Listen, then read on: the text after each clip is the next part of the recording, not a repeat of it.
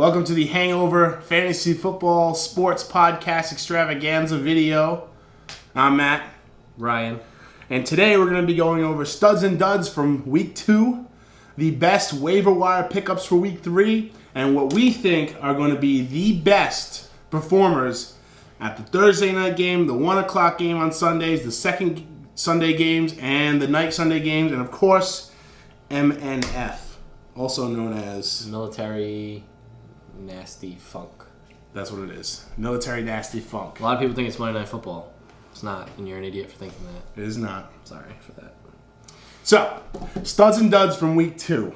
I'm going to start off. Let's go over our studs. I'm going to go off my stud, who also captured me and secured me in the second week in a row at high points in Deepak League. That's Darren Sproles.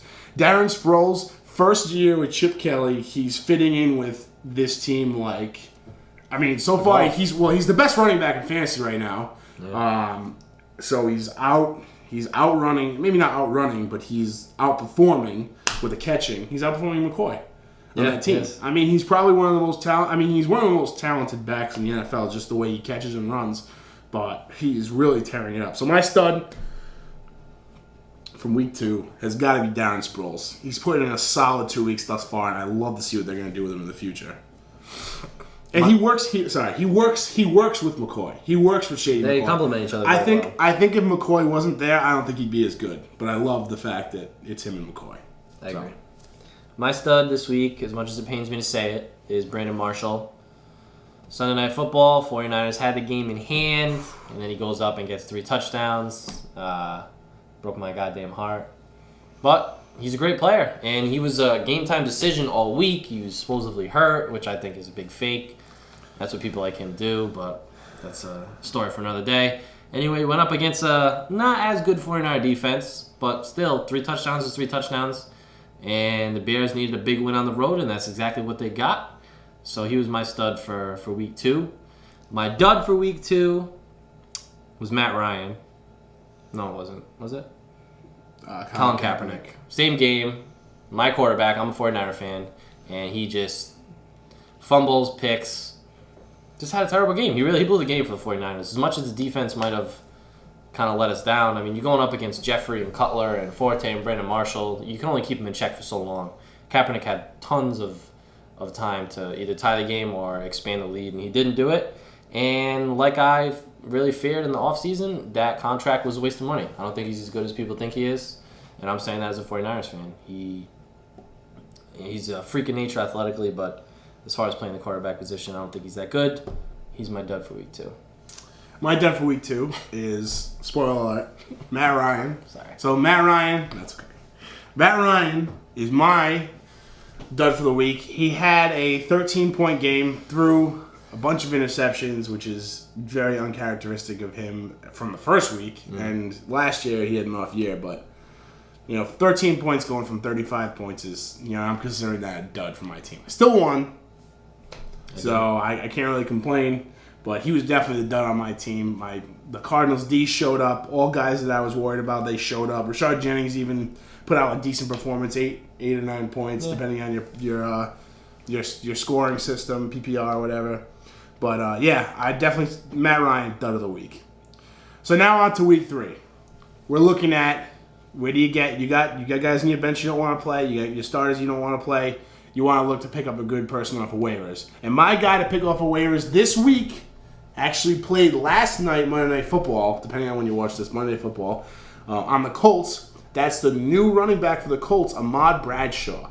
Trent Richardson, since coming on to the Colts midway last season, hasn't really fit in, hasn't really rushed well, kind of showed flashes of his old self last night. But Ahmad Bradshaw, Mr. Reliable, so far, has really shown up. He's a great back, great traditional running back, and was really getting things done where Trent Richardson couldn't really get out of his own way a lot of the game.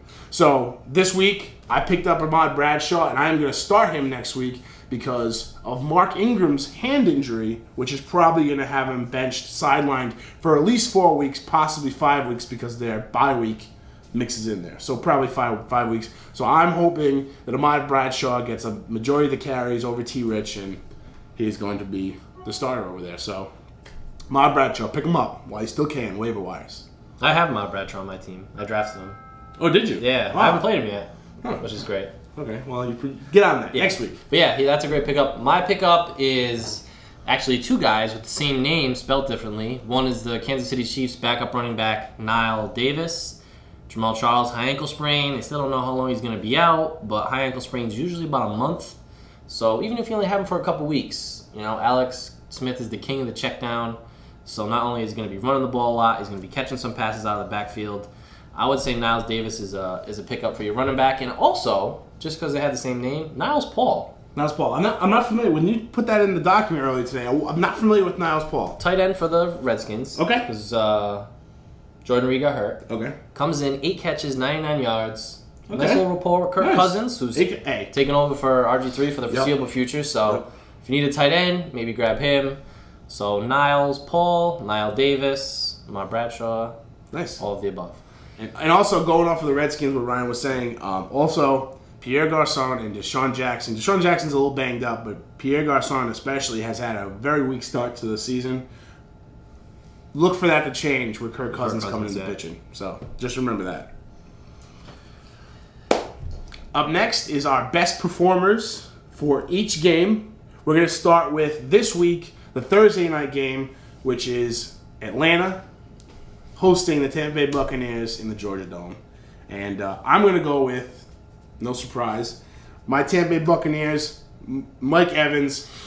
Mike Evans had two decent games. Didn't have anything fantasy-worthy, but had 2 games where no drop passes, targeted a decent amount, made some good catches in crunch time. Unfortunately, the end of the last game was a little disappointing.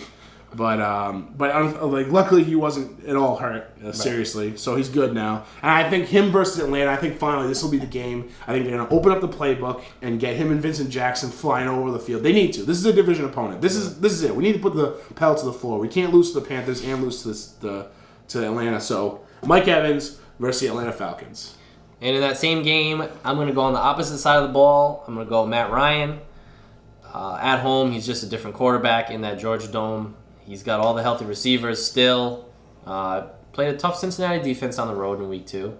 Didn't expect him to have that bad of a game, but going back home against, Tampa Bay defense isn't a bad defense, but I think him back at home with Julio, with Roddy White, still healthy. I think we're going to see more of week 1 Matt Ryan like he did against New Orleans. I can agree with you on that. So he's my guy for the Thursday night game. The first game, the 1 o'clocks, I went with the Texans and the Giants. I'm going to pick Arian Foster because the Giants stink. Their defense stinks. And I really wanted to take someone from the Texans, but with Ryan Fitzpatrick still the quarterback, I'm wary about taking any of their receivers to tight ends. So Foster looks great after the back surgery last year. He played a hell of a game last week. So my 1 o'clock pick is Arian Foster versus the Giants. And my first game on Sunday is the 1 o'clock games here on the East Coast. I'm going to go with Giovanni Bernard versus Tennessee. I cannot say enough good things about Gio.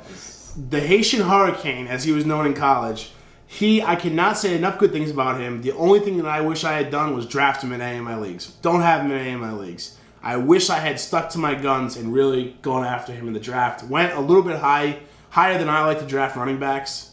That's just a personal preference.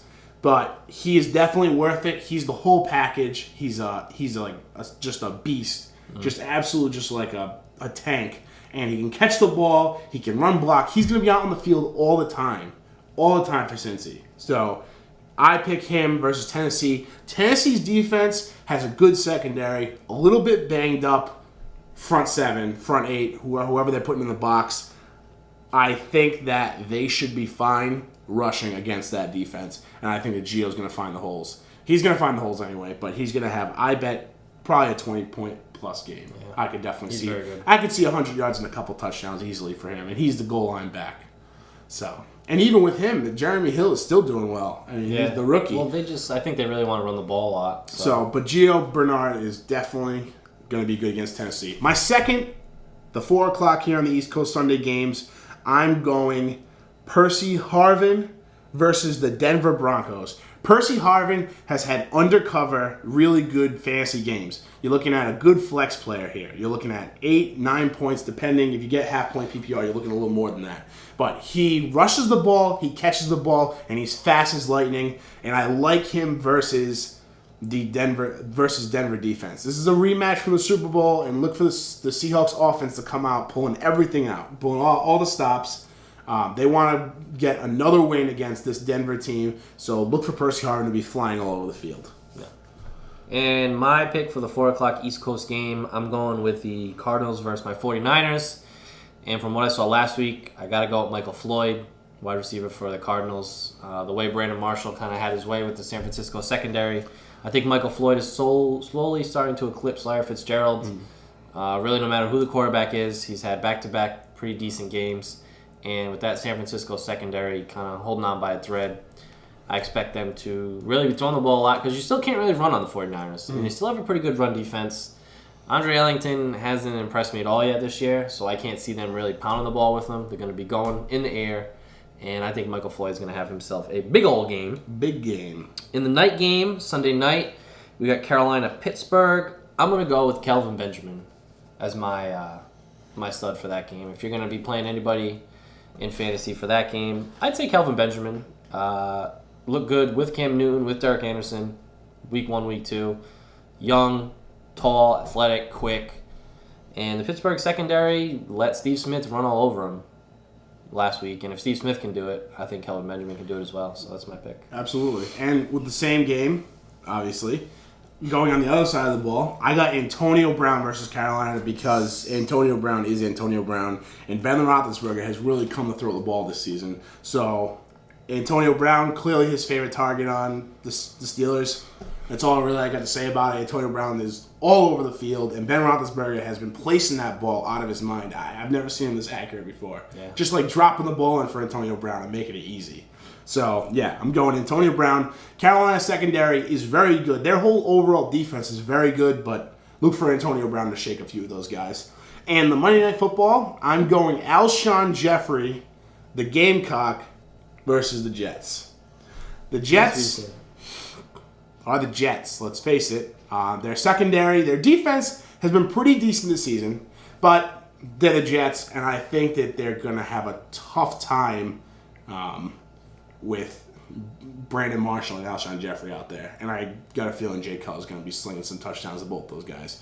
Look for Alshon Jeffrey to get his first touchdown of the season. I think so. I don't think he's scored yet. Look for Alshon Jeffrey to get his first score of the season versus the Jets. For my pick, kind of a wild card pick here, I'm going Geno Smith. I mean, he had a good game last week. I thought he looked good. He managed the ball good. I mean, they got 2 legit running backs in Chris Ivory and Chris Johnson. Mm-hmm. So he doesn't, not all the pressure's on him. I mean, he's got a legit wide receiver now in Eric Decker. The rest of the wide receiver corps, obviously, nothing to cheer about. But I think with that defense and going against Chicago, if they can kind of keep the game close, Geno Smith can manage it. Plus, you always have the chance of a rushing touchdown or at least a big run. I mean, he's a big guy. He's fast. With Decker, with the running backs there, he's played good so far this year. You can't say he hasn't. Yeah, no, I mean, I saw him go. I witnessed with my own eyes. I witnessed him go first overall in a fantasy football draft, Geno Smith. Oh, God. I don't suggest you do that if you ever do that in the future, unless he decides to be a beast this year. I don't know. I don't ever see him going. But, yeah, I saw. So someone out there has faith in him, and he has looked good this season. Yes. Not first round overall good, but he has looked good this season. So, and that's all we have for you today for fantasy football. Look for us next week, same time, Tuesday nights, Wednesday mornings. We'll have this out on YouTube for you so you can make all the decisions you need for your upcoming week of fantasy football. You can like this video, and you can also subscribe right down below on YouTube. That's youtube.com/theaveragenobodies. We're on Twitter @AverageNobodies and the blog AverageNobodies.com. And until next week, I'm Matt. I'm Ryan. And start your starters and sit your bench players. If you don't follow that advice, then you're probably going to lose. If you switch it around, if you start your bench players, you're going to, You start your starters. You don't ever bench Jay Cutler. Do you bench Demaryius Thomas this week? week? I know you do not bench Demaryius Thomas. I'm benching him. I don't think you should. Bench everybody. Neil, you're probably not watching this. Actually, you're definitely not watching this, but you are an idiot for sitting Jay Cutler last week. What the fuck are you thinking? Well, at least you played RG3, though. He had a good game. No, you played Jake Locker. And RG3 in the other Oh, good. Good. Nice job.